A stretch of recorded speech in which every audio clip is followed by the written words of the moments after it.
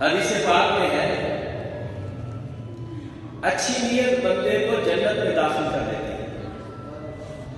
اے عاشقان رسول، اچھی نیتوں سے عمل کا ثواب بڑھ جاتا ہے۔ آئیے بیان سننے سے پہلے کچھ اچھی نیتیں کر لیتے ہیں۔ مثلا نیت کیجیے رضائے الہی کے لیے پورا بیان سنوں گا، یہ دو نیتیں ہیں، ایک رضائے الہی اور دوسرا پورا بیان سنوں گا انشاءاللہ۔ توجہ کے ساتھ با ادب بیٹھوں گا، خوب توجہ سے بیان سنوں گا، جو سنوں گا اسے یاد رکھوں گا، خود عمل کروں گا، جو درست یاد رہا۔ یعنی آگے آپ نے جو بیان سنا ہے دوسروں کو بھی نیکی کی دعوت کے لیے سنا تو سکتے ہیں، بتا سکتے ہیں، لیکن وہی جو درست یاد ہو، اور درست یاد نہ ہو، آگے ادھوری بات ہو تو میرا خیال ہے کہہ کے بعد انسان بعض اوقات اور کی اور کر دیتا ہے، تو یہ نہیں ہونا چاہیے۔ بیان تو پہلے اول توجہ سے سنے، کہ جو درست یاد رہے وہ دوسروں تک پہنچائیں۔ صلو علی الحبیب صلی اللہ تعالی علی محمد صلی اللہ علیہ وآلہ وسلم۔ مشہور صحابی حضرت سیدنا ابو ہریرہ رضی اللہ تعالیٰ عنہ فرماتے ہیں، ایک مرتبہ میں سرکار دو عالم صلی اللہ علیہ وسلم کی ابتدا میں نماز عشاء پڑھ کر واپس جا رہا تھا۔ ابتدا یعنی حضور کے پیچھے نماز پڑھنے جا رہا تھا۔ میں نے دیکھا ایک عورت اپنے آپ کو پوری طرح ڈھانپے ہوئے راستے میں کھڑی ہے، اس نے مجھے پکارا، کہا اے ابو ہریرہ، مجھ سے بہت بڑا گناہ ہو گیا ہے، کیا میرے لیے توبہ ہے؟ اور اس نے گناہ کی تفصیل بھی بتا دی۔ آپ فرماتے ہیں میں نے کہا تو ہلاک ہوئی، اللہ کی قسم تیرے لیے کوئی توبہ نہیں ہے۔ یہ آپ نے بات کہی اس عورت کو۔ اس نے جب میری یہ بات سنی تو بڑی شرمندہ ہوئی، اور شرمندگی کا غلبہ اس کا نقل ہونے لگا، کانپنے لگی، بے ہوش ہو کر گر گئی۔ کیا اندازہ لگائیں کہ جب اس نے یہ سنا نا کہ میری توبہ کوئی نہیں ہے، قبول ہوگی، تو اس پر یہ خوف کا غلبہ، گر گئی، اور میں اپنے راستے چلا گیا۔ پھر مجھے خیال آیا، دیکھیں اللہ کیسی رہنمائی کرتا ہے، مجھے خیال آیا، حضرت ابو ہریرہ فرماتے ہیں اللہ کے نبی ہمارے درمیان موجود ہیں، اور میں نے آپ صلی اللہ علیہ وسلم سے پوچھے بغیر ہی مسئلہ بتا دیا۔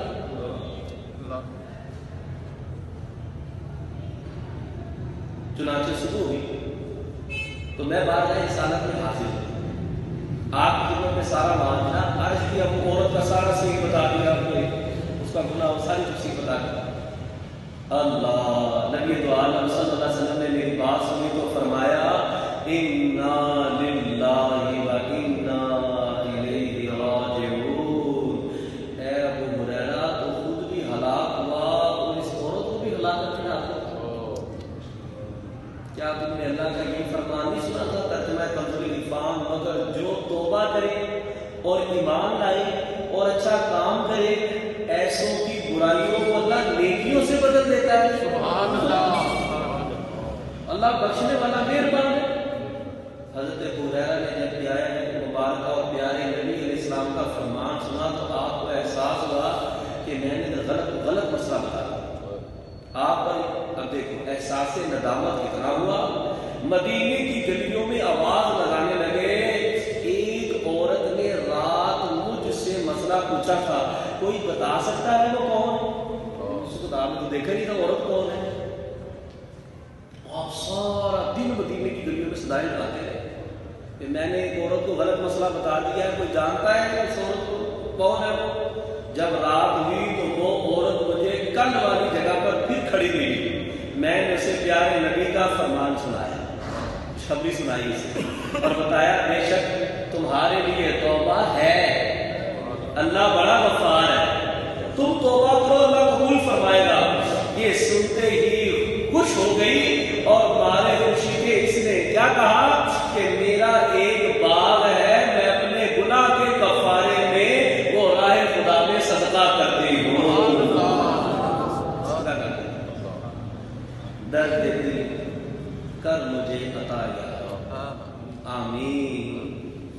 درد دل کر مجھے عطا یا رب، دے میرے درد کی دوا یا رب، لاج رکھ لے گناہ گاروں کی، نام رحمان ہے تیرا یا رب، عیب میرے نہ کھول محشر میں، نام ستار ہے تیرا یا رب، بے سبب بخش دے نہ پوچھ عمل، نام غفار ہے تیرا یا رب، صلو الحبیب۔ اس واقعے سے ہمیں کیا کچھ سیکھنے کو ملا؟ ایک تو یہ بھی پتا چلا کہ کبھی بھی بغیر علم کے اپنی طرف سے شرعی مسئلہ نہیں بتانا۔ جو بغیر علم کے دینی مسئلے بتاتا ہے وہ خود بھی ہلاک ہوتا ہے، دوسروں کو بھی ہلاکت میں ڈالتا ہے۔ دوسرا یہ پتا چلا کہ اگر خدا نہ خاصہ کوئی کسی کو غلط مسئلہ بتا بیٹھا یا کبھی درست مسئلہ بتاتے بتاتے بھی غلطی ہو جاتی ہے نا، غلطی کر بیٹھے تو اسے چاہیے کہ اس کا ازالہ کرے، تدارک کرے اس کا۔ اور حضرت ابو ہریرہ رضی اللہ تعالیٰ عنہ نے کیسا ازالہ کیا؟ سارا دن مدینے کی گلیوں میں اعلان کرتے کہ کوئی ہے جو اس قابل کو جانتا اس کے متعلق مجھے بتا دے، میں نے سے درست مسئلہ جو ہے یہ بتانا ہے۔ صحابہ کرام کی ادائیں بھی نرالی ہے۔ اس دور میں ظاہر ہے آپس میں باہم رابطوں کے ایسے ذرائع نہیں تھے، واٹس ایپ کے، موبائل، یہ تو نہیں تھے نا۔ آج کل تو فیس بک، یوٹیوب، انسٹاگرام اور کتنی ایسی چیزیں جو ہمیں پتہ بھی نہیں کیا کیا ایجاد ہو گیا، لیکن جتنی یہ چیزیں ایجاد ہوئی ہیں اتنی بے احتیاطیاں بڑھ گئی ہیں ہمارے سامنے کی۔ لوگ غلط مسئلے شیئر کرتے رہتے ہیں، میسیجز چلاتے رہتے ہیں، دینی معلومات ہوتی نہیں ہے، بس کوئی میسیج آیا، کوئی پوسٹ آئی، اچھی لگی، آگے بڑھا دیں۔ ایک بٹن دبانے کی دیر ہے، ایک دو نہیں، سینکڑوں ہزاروں بلکہ لاکھوں لوگوں تک غلط مسئلہ چلا جاتا ہے اور پھر گردش کرتا رہتا ہے، پھیلتا رہتا ہے، بولتا رہتا ہے۔ اس کا ازالہ کون ہے؟ اب جس نے ایک دفعہ پڑھ لیا تو گیا، اس کے ذہن میں کوئی بات بیٹھ گئی۔ فیس بک پر مسائل بتائے جا رہے ہیں، پوچھے جا رہے ہیں، دینی معلومات ہوگی تو پتہ چلے گا کہ میں نے یہ غلط مسئلہ لوگوں کو شیئر کر دیا۔ بہرحال غلط مسئلے، کسی غلط بات کو دین کی طرف منسوخ کر کے عوام میں پہنچانا سخت خطرناک، اپنی تو بربادی ہے ہی ہے، اوروں کی بربادی کر کے ان کی بربادی کا بھی ہم پہ الزام آئے۔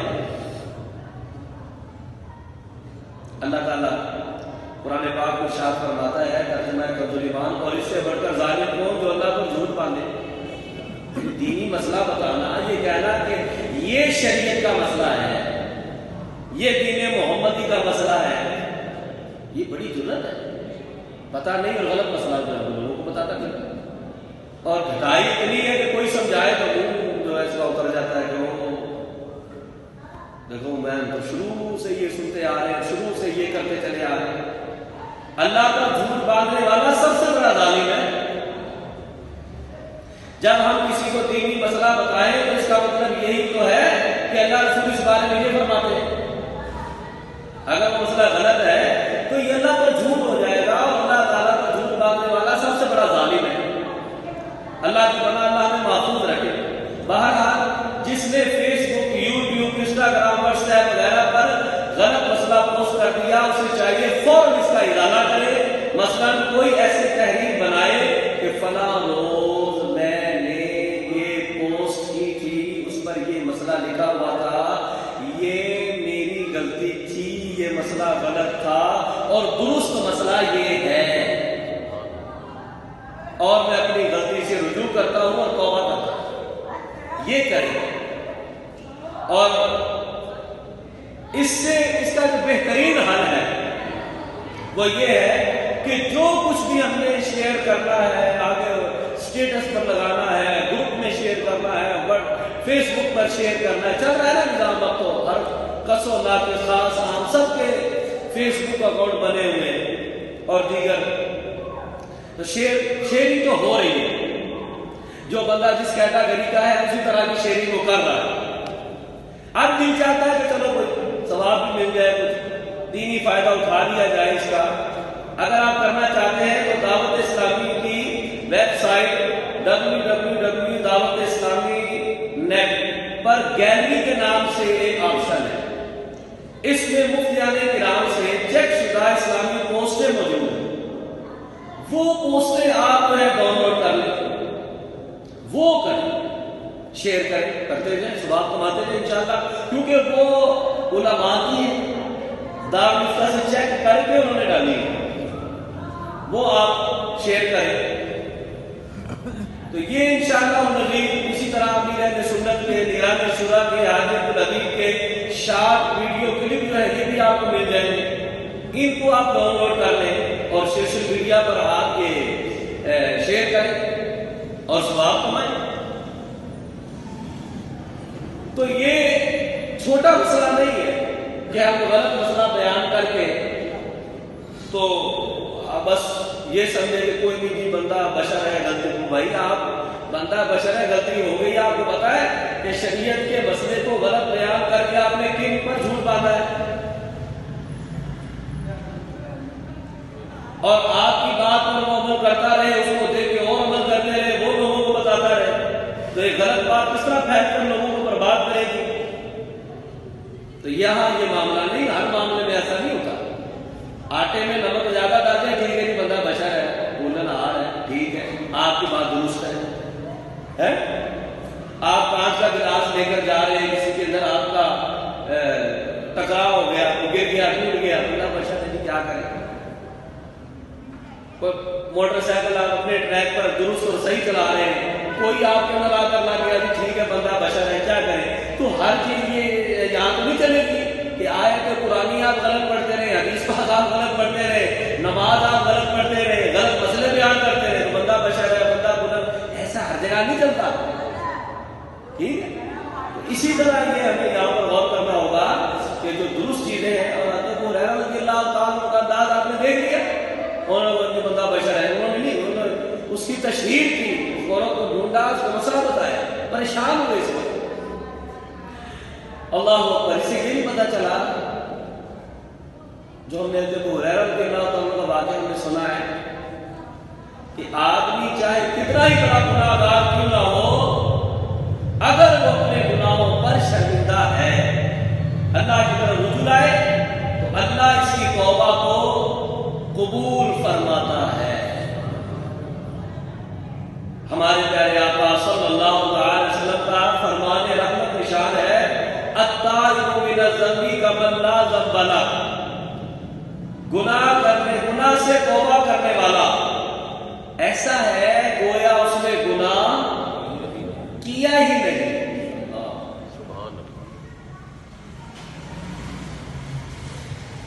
اور اللہ کی رحمت کی ایک جھلک سنے، آپ کا ایمان تازہ ہو. اور حضرت آدم علیہ السلام ہم پر کتنے مہربان ہیں اپنی اولاد پر، یہ بھی سنیں. حضرت عبداللہ بن عبید رحمۃ اللہ تعالیٰ علیہ سے روایت ہے، فرماتے ہیں اللہ تعالیٰ کے نبی اور ہم سب انسانوں کے والد حضرت آدم علیہ السلام نے اللہ کی بارگاہ میں عرض کیا، اے اللہ، اے رب کریم، تو نے شیطان کو میرا دشمن بنایا، لیکن میری اولاد کس کا یہ طاقت نہیں رکھتی، یہ بڑا مکار۔ اللہ نے فرمایا اے آدم، آپ کی اولاد میں قیامت تک جو بھی انسان پیدا ہوگا میں اس کے ساتھ ایک محافظ فرشتہ مقرر فرماؤں گا جو اس انسان کی شیطان سے حفاظت کرے گا۔ سبحان اللہ۔ شیطان اگر طاقتور ہے تو اللہ بھی بڑا مہربان ہے۔ آدم علیہ السلام کی شفقت دیکھیں، فرمایا عرض کی مولا اور مزید یعنی فرشتہ تو ہوگا ساتھ، مزید مہربانی فرما۔ اللہ نے فرمایا اے آدم، آپ کی اولاد کو ایک نیکی کا 10 گنا بڑھا کر میں اجر عطا کروں گا، اور 1 گنا کرے گی تو 1 ہی لکھوں گا، گنا 1 ہی لکھوں گا، اور نیکی 1 کرے گی تو اجر 10 کا عطا کروں گا۔ اور آگے بڑھے گا، فرمایا وہ جو 1 گنا کرے گی نا، وہ جو 1 گنا لکھا جائے گا اس کو بھی اپنی رحمت سے مٹا دو۔ سبحان اللہ۔ حضرت آدم علیہ السلام نے اتنا سننے کے بعد بھی پروردگار کی بارگاہ میں عرض کر دی یا اللہ مزید کرم فرما دے۔ رب رحمت کا دریا بہ رہا ہے تو اور سوال کر لیا اور کیا فرما؟ اللہ نے فرمایا اے آدم، جب تک روح انسان کے بدن میں رہے گی میں اس کی توبہ قبول کرتا رہوں گا۔ جب بھی معافی مانگے گا، صدقے دل سے آ جائے گا، ندامت کا آنسو بہائے گا، معافی۔ سبحان اللہ، سبحان اللہ، سبحان اللہ۔ پیارے اسلامی بھائیوں، ہمارا پروردگار کتنا کریم، کتنا مہربان ہے، لہذا جب بھی گناہ ہو جائے اللہ کے حضور حاضر ہو جائے، توبہ کرے، اپنی غلطی کا اقرار کرے، شرمندہ ہو جائے، انشاءاللہ اللہ تعالیٰ توبہ قبول کرے گا۔ اور کیسی توبہ قبول کرے گا؟ گناہوں کو نیکیوں میں بدل دے گا۔ گناہوں کو کس میں بدل دے گا؟ نیکیوں میں بدل دے گا۔ یعنی 100 گناہ ہیں اور 50 نیکیاں ہیں تو گناہ زیادہ ہے نا؟ آیا، رویا، دھویا، سچی توبہ کی، اللہ سے معافی مانگی، اللہ تبارک و تعالیٰ ان 100 گناہوں کو 100 نیکیوں میں بدل دے گا، 150 نیکیاں کر دے گا۔ یہ ایک مثال دے رہے ہیں۔ آپ کو ایک واقعہ سنو، حضرت سیدنا حبیب اجمی رحمۃ اللہ تعالیٰ توبہ کرنے کے بعد تو بہت بڑے ولی اللہ بن گئے تھے، لیکن توبہ کرنے سے پہلے کیسے تھے؟ سود خور تھے۔ اور عالم یہ تھا کہ سود لینے کے لیے جاتے نا کسی کے دروازے پر پہنچ جاتے تو جو ٹائم دیتے تھے نا اس کو، مثلا قرضہ لینے گئے اس نے منع، سود لینے گئے اس نے منع کر دیا، آنے جانے میں جو ٹائم لگا، اگلی ڈیٹ دے دی اس میں جو ٹائم لگا، اس کے بھی پیسے لے لیا کرتے تھے۔ بصرہ کے رہنے والے تھے، بہت امیر تھے، قرضے دیا کرتے تھے، مشہور تھے۔ حال یہ تھا کہ قرضے کی رقم واپس لینے جاتے نہ دے پاتا تو اپنا وقت ضائع ہوتا، اس کی بھی پیمنٹ لے لیتے۔ ایک مرتبہ کسی مقروض کے دروازے میں چلے گئے، اس نے قرضہ لیا ہوا تھا آپ سے، سود دو، گھر نہیں تھا، اس کی عورت آئی گا، اس نے کہا کہ میرا شوہر گھر نہیں ہے، البتہ ایک کام انہوں نے آج کیا ہے کہ آج ہم نے ایک بکری ذبح کی، گوشت بھی ختم ہو گیا سارا، وہ بھی نہیں ہے، اس کی سری جو ہے نا، سر اس کا بڑا ہوا ہے، وہ لینا چاہیں تو آپ لیں۔ اب اندازہ لگا لیا کہ کیا عالم تھا ان کا۔ تو انہوں نے یہ نہیں کہا کہ چلو سری میں نے کیا لینی ہے، نا ان کا چلو سری لا کے دے، وہ سری دے دی۔ وہ سری لے کر گھر آ گئے، کہا اسے پکاؤ، تیار کرو۔ زوجہ بولی گھر میں نہ لکڑیاں ہیں نہ دوسرا راشن مسالہ ہے، آپ لکڑیاں وغیرہ بھی لینے کے لیے گئے نا تو دکان پہ نہیں گئے،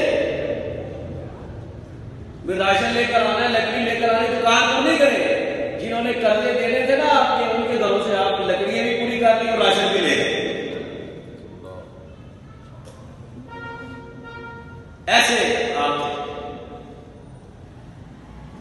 لا کر دے دیا، کھانا تیار ہوا، ابھی کھانا تیار بھی نہیں ہوا تھا کہ بھکاری آ گیا، دروازے میں مانگنے والا آ گیا۔ تو انہوں نے، حبیب اجمی نے اسے بھی بات پہ سدھار کر نکال دیا۔ سائل آ گیا نا، فقیر آیا، اس کو بھی برس گیا۔ کھانا تیار ہو چکا تھا، آپ کھانا کھانے کے لیے بیٹھے، ہوا تھا اللہ، جیسے ہی زوجہ نے ہانڈی کھولی نا، اس میں بکری کے سر کی جگہ خون بھرا پڑا تھا۔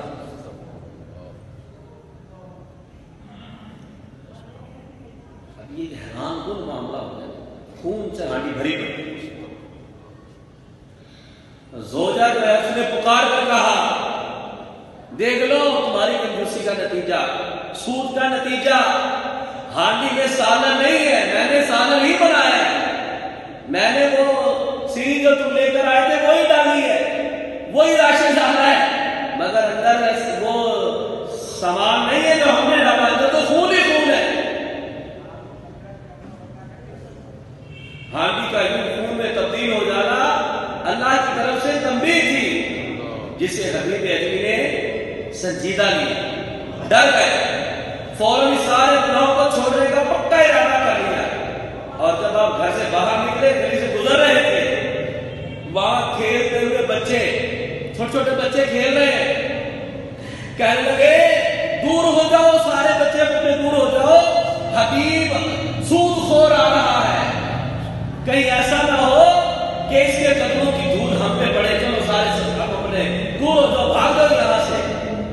اب یہ جب آپ کام میں بات ہوئی نا، اور زیادہ دھچکا لگا دل کو، دل اور زیادہ پریشان ہوا کہ اندر سالن جو تھا وہ خون ہوا، اور بچے مجھ سے نفرت کر رہے ہیں اور میری دھول قدموں کی دھول سے بچ رہے۔ اسی وقت دوڑے ہوئے گئے حضرت سیدنا امام حسن بصری رحمۃ اللہ علیہ کی خدمت میں حاضر ہوئے اور اپنے گناہوں سے سچی توبہ کی۔ اور یاد رکھنا، جب اللہ تبارک و تعالیٰ کسی کی توبہ کو قبول کر لیتا ہے پھر کیا عالم ہوتا ہے؟ توبہ کے بعد جب آپ گھر آ رہے تھے، دیکھا وہی بچے، وہی گلی، وہی بچے کھیل رہے تھے، اللہ نے بچوں کے دلوں کو بدل دیا، ان کے لفظوں کو بدل دیا۔ کیا ہوا؟ ان بچوں نے آپ کو دیکھا، ایک دوسرے سے بولے اب حبیب اجمی توبہ کر کے آ رہے ہیں، سبحان اللہ، دور ہو جاؤ۔ پہلے کیا کہہ رہے تھے؟ دور ہو جاؤ، ان کے قدموں کی دھول ہم پر نہ پڑ جائے۔ اب کیا کہہ رہے ہیں؟ حبیب اجمی توبہ کر کے آ رہے ہیں، دور ہو جاؤ، کہیں ہمارے قدموں کی دھول ان پر نہ پڑ جائے۔ اللہ، اب یہ بھی جب کان میں بات پڑی نا بچوں کی، اللہ کریم کی بارگاہ میں رو پڑے، عرض کیا واہ مالک تیری قدرت بھی عجیب ہے، آج ہی میں نے توبہ کی اور آج ہی تم نے میری نیک نامی کا بھی اعلان کر دیا ہے، لوگوں کے دلوں میں میرا پیار بھی ڈال دیا ہے۔ اس کے بعد آپ نے سب کے حقوق ادا کیے، جن سے سودی لین دین کا ختم کیا اور اللہ کی عبادت میں مصروف ہو گئے، محبت میں اپنی گما یا الہی، نہ پاؤں میں اپنا پتا یا الہی، عبادت میں گزرے میری زندگانی، کرم ہو کرم یا خدا یا الہی، صلو علی الحبیب۔ ہمارے یہاں تو محاورہ مشہور ہے، تو عزت چلی جائے تو واپس نہیں آتی، لیکن محاورہ تو ہو سکتا ہے یہ بات درست بھی ہو، لیکن اللہ کی کرم نوازیوں کو دیکھا جائے اور بزرگان دین کو دیکھا جائے اور صوفیاء کرام کی زندگی کو دیکھا جائے کہ اگر آدمی راستہ درست اختیار کرے تو گئی ہوئی عزت اللہ واپس عطا فرما دیتا ہے۔ لین دین کرتے تھے، بچے تک متنفر تھے، آپ کو دیکھ کر بھاگ رہے تھے ان کے قدموں کی دھول ہم پہ نہ پڑ جائے ورنہ ہم پر وقت ہو جائیں گے. لیکن جیسے ہی توبہ کی، اللہ کے حضور سر جھکایا، اللہ سے تعلق جوڑا، تو کچھ ہی دیر کے بعد بچے کہہ رہے تھے دور ہو جاؤ، حبیب اعظمی رحمت اللہ علیہ کو راستہ دے دو، کہیں ہمارے قدموں کی دھول ان پر نہ پڑ جائے اور ہم گناہگار نہ ہو جائے. پتہ چلا عزت دوبارہ مل سکتی ہے، شرط صرف وہی ہے کیا آدمی راستہ درست اختیار کرے.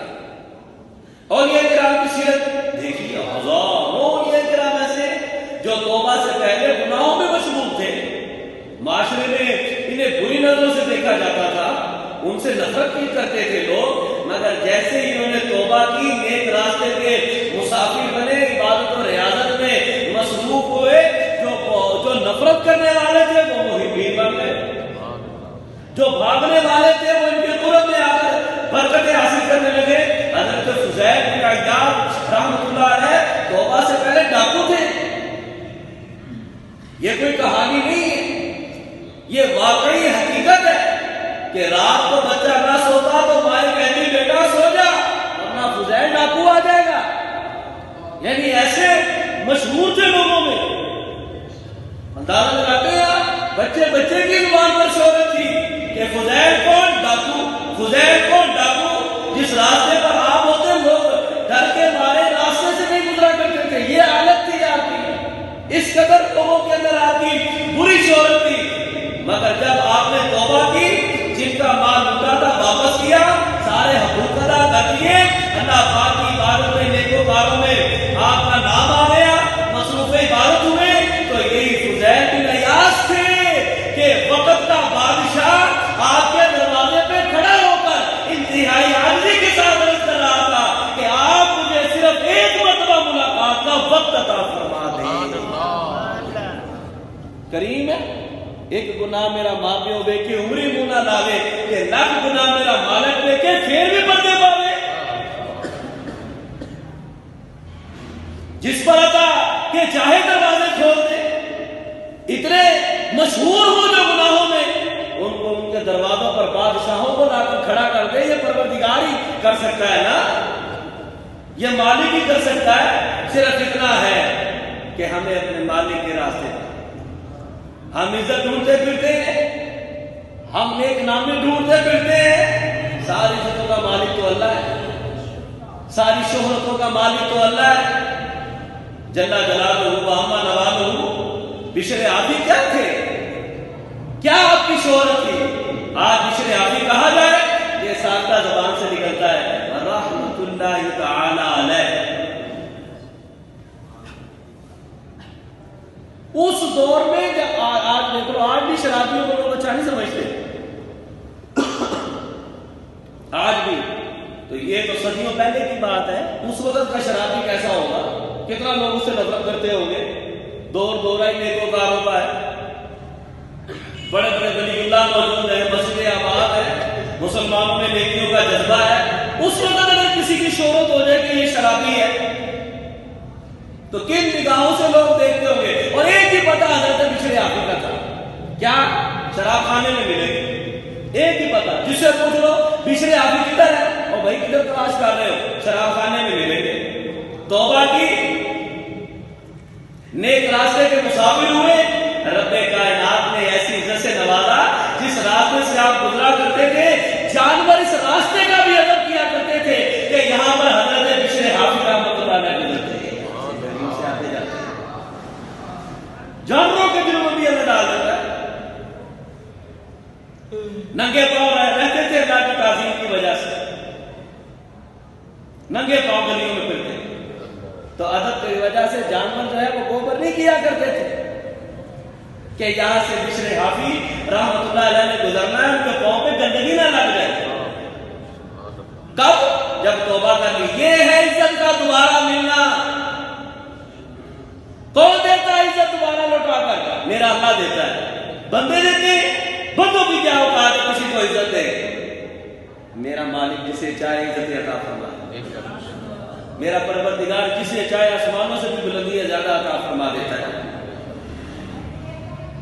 ہمارے لیے اپنا کانسیپٹ ہے. ہم یہ سمجھتے ہیں کہ عزت ہے عہدے سے ملے گی، افسر ہوں گے تو عزت ملے گی. یہ ہم کہتے ہیں، یہ ہمارا خیال ہے. داتا صاحب رحمۃ اللہ علیہ کا مزار جگمگا رہا ہے کہ نہیں جگمگا رہا ہے؟ گنجی شکر رحمۃ اللہ علیہ کا دربار جگمگا رہا ہے کہ نہیں جگمگا رہا ہے؟ آج ایک پوسٹ پڑھنے کا موقع ملا، ایک شخص عہدیدار، بڑا عہدیدار تھا، عہدہ مجھے پتا ہے لیکن بتاتا نہیں بیان کے اندر فی الحال آپ کو. اس کی قبر میں کوئی جوتا رہ جاتا، گھر والے آتے دیکھ کے جوتا پڑا ہوتا، پھر کوئی وہ اتار دیتے، پھر جوتا رہ جاتا کوئی، پھر جوتا رہ جاتا کوئی. ایک دن وہ بیٹھ گئے کہ یہ بندہ کون ہے جو جوتا رکھ کے جاتا ہے، قبر میں جوتا رکھ جاتا ہے. اب جائز نجائز میں بات نہیں کر رہا، میں صرف عبرت کے لیے ایک بات آپ کو بتانا چاہتا ہوں. تو ایک بابا جی جوتا رکھ جایا کرتے تھے، ان سے کسی نے کہا بابا جی جوتا کیوں رکھ کے جاتے ہو؟ اس نے کہا اس کے ایک غلط فیصلے نے میرے بیٹے کی زندگی برباد کی، میری زندگی برباد کی، میرے گھر کی زندگی برباد کی. یہ بڑے عہدے پر تھا، میں اس تک ہاتھ نہیں ڈال سکتا تھا، لیکن اب یہ مر گیا، میں اس کی قبر میں جوتا رکھ کے جاتا ہوں. مارتا نہیں ہوں، برا یقین ہے کہ فرشتے سے یہ جوتا مارتے ہوں. سمجھ آ رہی بات کو؟ تو عزت تو اللہ دیتا ہے. ایک قبر وہ ہے جس پر لوگ پھول ڈال رہے ہیں، جس کے قریب کھڑے ہو کے سورہ یاسین شریف پڑھ رہے ہیں. یہ عزت اللہ دیتا ہے. وہ بڑے عہدے پر بھی نہیں تھے، وہ گوریا نشین تھے، وہ چٹائیوں پر بیٹھنے والے تھے. یہ ہمارا خیال ہے کہ منصب عہدوں سے عزت ملتی ہے، سوٹڑ بوٹڑ رہنے سے عزت ملتی ہے. یہ ہمارا خیال ہے. یہ ہم کہہ رہے ہیں بندے کے بعد مہنگی گاڑی ہو، مہنگی گھڑی ہو، مہنگے بوٹ ہو، مہنگی پرفیوم ہو، اس سے انسان کا وقار بلند ہوتا ہے، اس سے عزت ملتی ہے. ہزاروں کے کپڑے پہنے ہو، عالیشان کوٹیاں ہو، اس سے عزت ملتی ہے. مگر اللہ قرآن میں کیا فرماتا ہے؟ عرفان، جو عزت کا طلبگار ہو تو ساری عزتوں کا مالک پروردگار عالم ہے. ساری عزتیں اللہ ہی کے پاس ہیں، ساری عزت اللہ کے ہاں ہے. ذلت و عزت کا مالک پروردگار عالم ہے. اس کے دروازے پر آئیں، سر جھکائیں، گناہوں سے توبہ کریں، اپنے مالک کے حضور حاضر و طلب کریں. مولا بھاگا ہوا بندہ حاضر ہے. وہ ایک سجدہ جسے تو گرا سمجھتا ہے، جو بھاری ہے ہم پر، 1000 سجدوں سے دیتا ہے آدمی کو نجات. لوگوں کے دروازوں پر، اعلیٰ منصب لوگوں کے دروازوں پر، مال و دولت والوں کے دروازوں پر ایسے سر جھکائے کھڑے ہیں. کوئی جانے جسم میں جان نہیں، ایسے کھڑے ہوئے وہاں پر. وہ عزتوں کا مالک ہے، عزتوں کا مالک اللہ ہے. ہاں اس کے دروازے پر آئے، سچی توبہ کرے، کہیں مولا بھاگا ہوا بندہ حاضر ہے، مالک کریم قبول فرما، اس گناہگار بندے پر کرم فرما.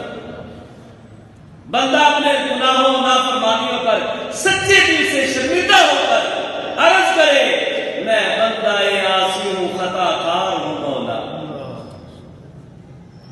لیکن تیری رحمت کا طلبگار ہوں. یہ کہے نا، عرض کرے نا اللہ کی بارگاہ. وابستہ ہے امید میری تیرے کرم سے، تیرا ہوں فقط، تیرا پرستار ہوں مولا. یہ ہے عزت ملنے کا درست راستہ. یہاں جھکر دیکھیے، اللہ کریم عزتوں سے نواز دے گا، اور جب مالک عزتوں سے نوازے گا، دنیا میں بھی عزتیں، قبر میں بھی عزتیں، حشر میں بھی عزتیں، اور عزت کے ساتھ اللہ کی جنت میں داخل ہوتے ہیں. علماء فرماتے ہیں راہ خدا کی بہت ساری منزلیں ہیں، اللہ کے راستے کی منزلیں ہیں. مقام ورع ہے، مقام زہد ہے، مقام فقر ہے، مقام صبر ہے، مقام توکل اور رضا ہے. یہ اللہ کے راستے ہیں سارے، یہ منزلیں ہیں. ایک کر کے ہم طے کرتے ہیں، اللہ کا قرب ہمیں نصیب ہوتا ہے. لیکن ہر منزل کا پہلا زینہ ہے، ہر منزل کی پہلی پوڑی ہے، ہر منزل کا پہلا قدم ہے. تو یاد رکھیے گا، اس راہ کے لیے سب سے پہلا قدم جو ہے وہ توبہ ہے. یہ ایک سرا ہے. الجھا ہوا دھاگا سلجھانا ہو تو کیا چاہیے؟ سرا نکال دیں. سرا ہاتھ آ گیا تو کتنا ہی الجھاؤ سلجھاؤ ہو جاتا ہے.